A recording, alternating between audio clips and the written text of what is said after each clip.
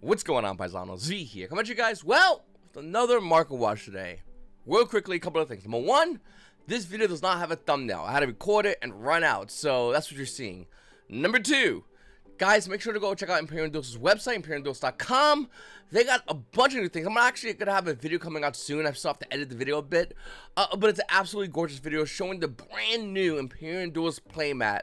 I mean, it looks absolutely gorgeous. It makes your starlights pop out even more. It's a gorgeous playmat. It'll be available this Friday at 6 p.m. You're going to make sure to go over to Imperium Duelist's website, check it out. You can use promo code Paisano10. I don't get a penny for saying this.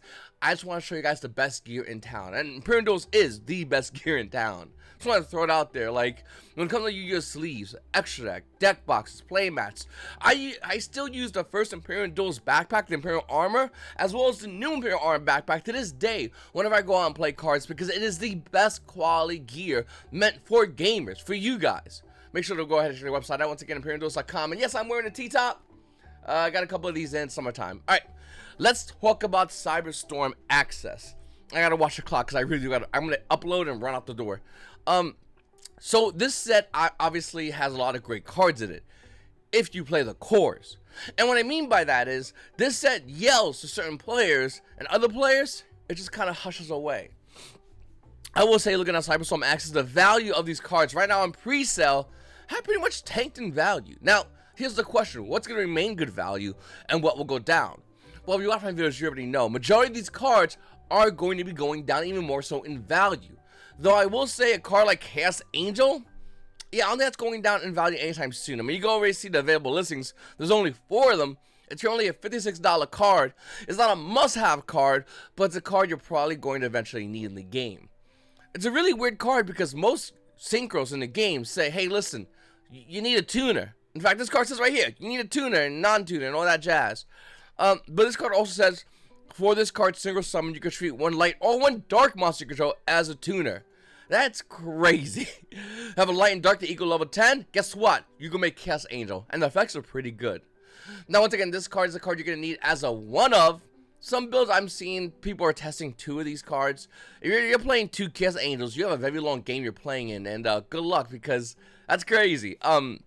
I will say, Chaos Angel is one of those cards that's going to be seen play ideally in Branded Despia, as well as other decks. Speaking of Branded Despia, I'll be on the Sanctified Dragon. This card was roughly around $40-something ish, 40-ish. Since that has tanked in value, currently $37. Why? Why is this card so low in value? The answer is really simple. I'll be on the Sanctified Dragon is a great card as a one-of. Unlike before, where we saw Kashiras where you need 3 of this one, 3 of this one, probably best to get 3 of this one, and then 3 of the ultra rares. I'll be on the Sanctified Dragon, at best, is a one-up. That's it. In fact, I wouldn't be surprised if the value of this card goes even lower. Looking at our Guiding Gwen, once again, here's the question: do you play 2? Well, you're probably going to want to play 1. Guiding Gwen the Virtuous is a great card once again, but it's not a needed card at multiple copies. Being the fact that it's a card you're going to want to get at 1, the $37 price point is more likely going to be going down in value even more.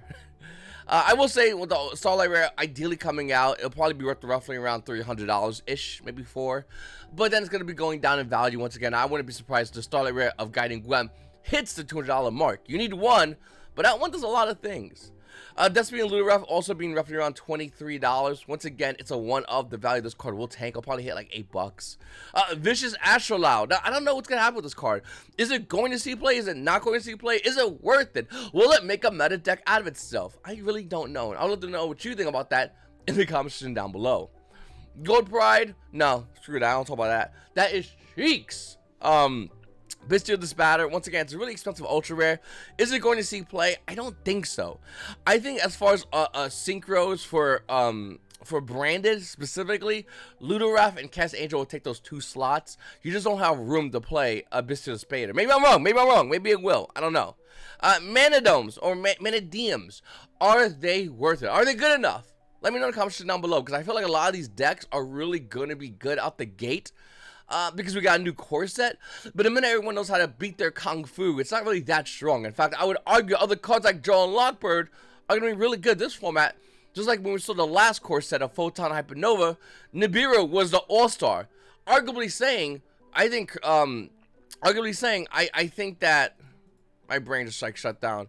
I think the Cashiers were arguably the best deck. We'll talk about this in a second, but I think they still are the best deck ideally, but were the best deck coming out of Photon Hypernova. Well, Nibiru came out and said you're gonna have to play your game entirely differently. Changing literally one card changed the entire gameplay of Kashiras. You know how insane that is? But is it though? Think about it. If you could get rid of one card, how much better of a deck you would have right now? Well, Super Heavy Samurai players, purely players, a lot of players will probably say Control and Lockbird, and more than likely, Manadomes or Manadiums, whatever goofy name Konami decided to change, they might say the same thing, whether it's Control and Lockbird, Nibiru, I don't know how this deck plays, and let me know what you think about that. Is Talonite's going to be good? Kadukus is a card coming out being roughly around $5 as an ultra rare. A lot of other ultra rares here. Infinitrack Road Roller, is that going to be worth it? Super Heavy Samurais obviously have been going up in value. In fact, we'll go over ahead. No, fucking man on cards. Super Heavy Samurai, okay, here we go. Super Heavy Samurai for forever was just a gimmicky deck. It wasn't really anything seriously. It wasn't anything like good enough. It really wasn't. But it is now. And old commons like Scales, even the 2015 Megaton reprint is roughly around $10. Samurai Soul Peacemaker, once again 2017 Mega Pack version, $8. New Challenger Scales, by the way, $8 as well. I mean, these cards are worth a lot of money as commons. Is Super Heavy Samurai going to be the deck? Or is it a flash in the pan? It's a real question because right now I would argue the best decks in the game, front end, we know this, no question about it. Number one's going to be branded, okay? Number 2 is going to be Kashiras. Number 3 is going to be Pearly. Everything else has to prove itself. And will Samurais be able to do that? Some kids commenting right now because they overpay for the deck. V, no, it will be the best deck, V, because I spent a lot of my money from Christmas. Listen, I don't give a fuck. If the deck's good, have it show results. I'm not saying this is going to be a bad deck, but it has to show results in order for it to be a good deck. We know Brandon's going to be good. We know Kashiras is going to be good. And we know Pearly's going to be good. Everything else is up to speculation. Mando players, I'm looking at you. Get it together. Get in there. And if you get enough dubs, hey, listen, you could be tier 1. Can you be? That's the question. Alright. So, is it worth right now buying Nadia Servants, being the fact that Brandon needs them? Well, my argument for Nadia Servants is changed over the past, 24 hours, an hour, 10 minutes, 5 seconds, before this market watch. Listen, Nadia Servants is a great card, don't get me wrong, and more than likely we'll be seeing play in Brandon. To help Brandon play around Ash Blossom. This past format, you Ash a Brandon player, you felt good about your life. Right now it's different though. Brandon, and the Deer Servant in particular, can realistically and easily play around not only your Ash Blossom Joy Spring, but can give him Puppet Lock you. Yay! Mother's really cheeks. It can do that. Look at Secret Versus on the Deer Servants, by the way. The current value of this card is roughly around $48,000. Is it worth buying this?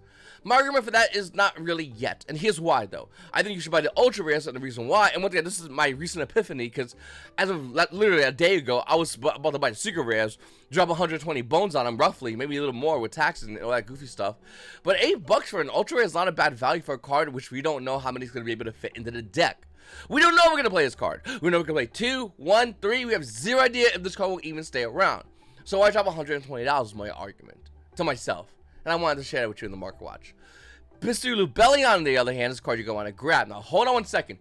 If you're not going to any major events, if you're looking to play Yu-Gi-Oh! After Yu-Gi-Oh! Worlds, do not buy this card. It is going to get a reprint. The value is going to tank. More likely, the reprint's going to be something like Prismatic Secret Rare because Konami has a joke. The joke is, oh, you like this Secret Rare? Here's Prismatic. Get wrecked. They've done it all over and over and over and over and over and over and over again. So why am I pointing at Bistula Bellion for those that are going to Yu-Gi-Oh! Events, going to regionals, going to YCS, going to nationals? Why is it so important? Well, the value's starting to rise.